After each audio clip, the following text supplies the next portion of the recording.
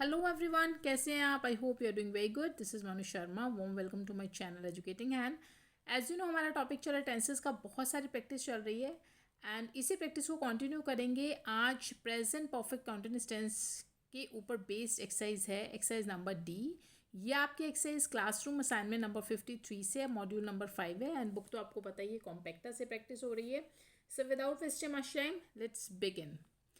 Exercise number D, insert since और for in the following sentences. आपको सिर्फ ना यहाँ पे 4 सेंटेंसेस हैं, सिर्फ सिंस और फॉर लगाना है। अब आपको ये पता होना चाहिए, मैंने पहले भी बताया था कि सिंस जो है और फॉर कहाँ पर लगता है। फॉर तो आप एक जो ड्यूरेशन ऑफ टाइम है, यानी कोई काम कितने समय से हो रहा है, कब तक, उसका ड्यूरेशन वो आपको बताएगा। और सिंस आप लगाते हैं उस पॉइंट ऑफ टाइम के लिए पास्ट में, यानी वो पास्ट का टाइम जब वो काम स्टार्ट हुआ था, ठीक है, और अभी वो चल रहा है। तो कब से स्टार्ट हुआ था, उस पॉइंट ऑफ टाइम के लिए आपको सिंस का यूज़ करना है।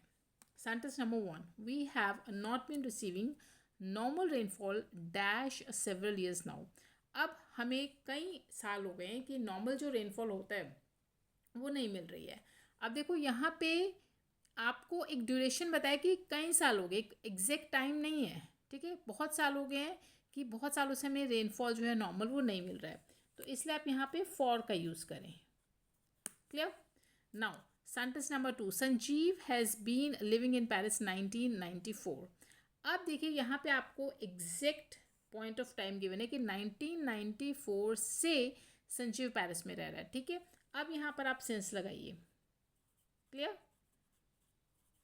Now 3, doctors have been operating on him dash 2 hours. Doctors जो हैं उसको ऑपरेट कर रहे हैं 2 घंटों से। अब देखिए 2 आवर्स ये भी आपको बता रहे हैं कि पास्ट के 2 घंटे हो चुके हैं तब से डॉक्टर्स उसे ऑपरेट कर रहे हैं।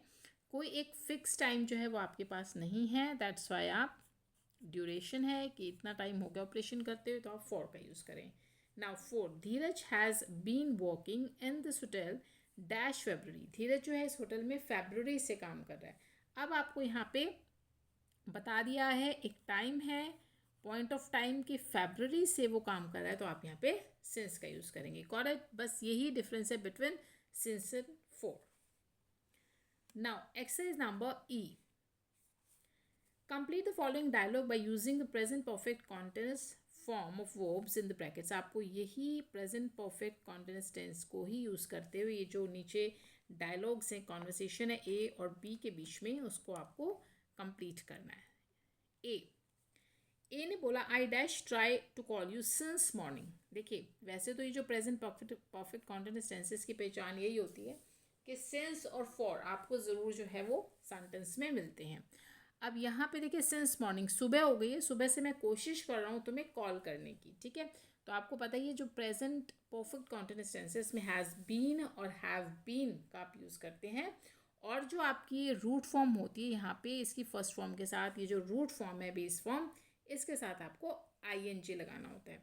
तो आई आपका प्लूरल सब्जेक्ट्स, जो प्लूरल सब्जेक्ट्स में आता है, और प्लूरल के साथ आपको यूज़ करना है हैव बीन, ठीक है। और ये जो ट्राई है इसको आपको ING लगा के ट्राइंग कर देना है, बस आपका सेंटेंस कंप्लीट हो गया।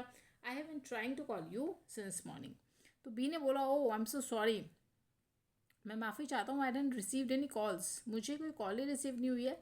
I am afraid dash you, मुझे लगता है कि you dash dial my old mobile number, तुम मेरा मोबाइल नंबर जो पुराने वाला है उसको यूज़ कर रहे हो। अब देखो पहले सब्जेक्ट को चेक करो, यू प्लूरल में है, अगेन आपको हैव बीन ही यूज़ करना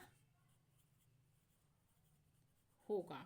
एंड ये जो डायल आपकी वर्ब है रूट फॉर्म, इसके साथ आप ING ऐड कर दें, आपका डायलिंग हो जाएगा। क्लियर? तो आपका सेंटेंस कंप्लीट हो गया। नाउ ए ने फिर से बोला मे भी हो सकता है।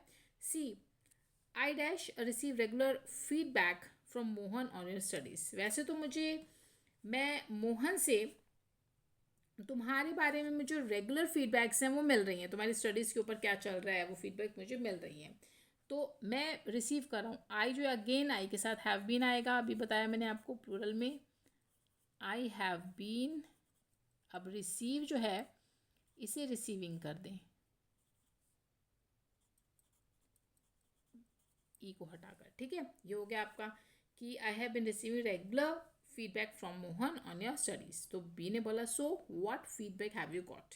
अच्छा, तो तुम्हें क्या फीडबैक मिली अगर मोहन से मिल रही है तो ए ने बोला that you dash neglect your studies for several weeks now. और मुझे ये फीडबैक मिली है कि तुम जो है निगलेक्ट कर रहे हो, यानी थोड़ी अनदेखी कर रहे हो अपनी स्टडीज़ को लेकर कई हफ्तों से। अब तुम ध्यान नहीं दे रहे हो काफ़ी हफ्तों से।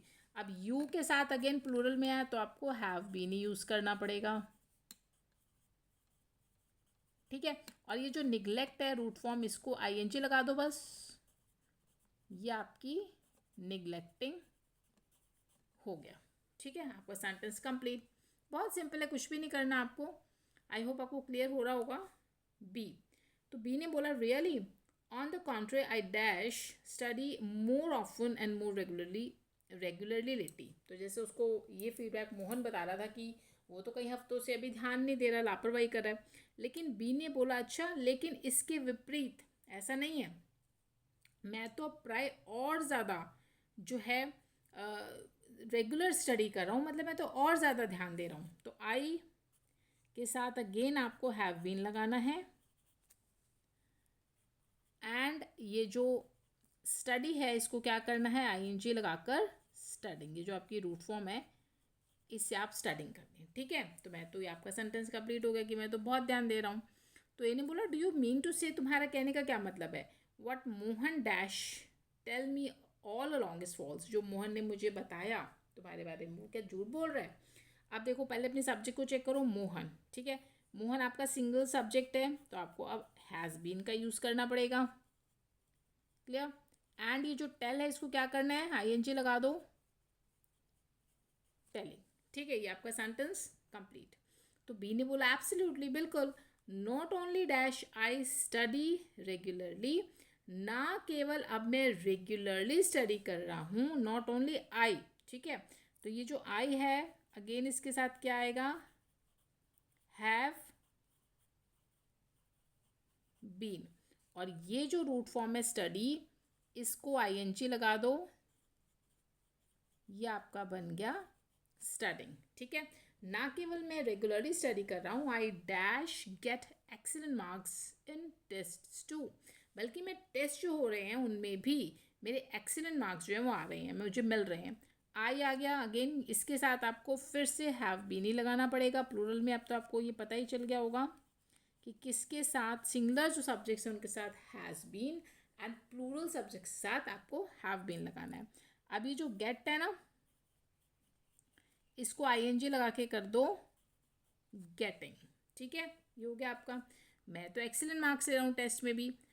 आई एम अफ्रेड, मुझे लगता है you dash unnecessarily worry about me, मुझे लग रहा है कि तुम अनावश्यक ही बेवजह मेरे बारे में चिंता कर रहे हो, ठीक है। अब यू है आपका, तो यू को क्या सूट करेगा, हैव बीन। और ये जो अननेसेसरी आपको दिया हुआ ये आपको ब्रैकेट में फिल करना ही पड़ेगा क्योंकि ये गिवन है,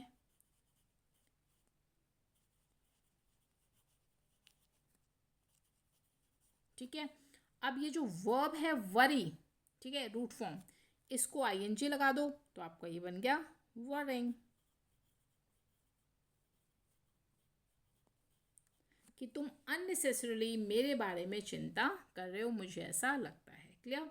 तो ये थे आपके exercise number E. I hope आपको क्लियर हो गई होगी। कुछ क्वेरीज या डाउट्स होता है मुझे कमेंट्स में पूछिए, और अगर आप कुछ गेन कर पा रहे हैं तो प्लीज़ लाइक करें, वीडियो को शेयर कर दें ताकि ज़्यादा से ज़्यादा स्टूडेंट्स को ये प्रैक्टिस मेरे साथ करने को मिले। सब्सक्राइब कर लें डेली नोटिफिकेशंस के लिए, और अगली वीडियो में प्रैक्टिस करेंगे। तब तक स्टे हेल्दी, स्टे हैप्पी।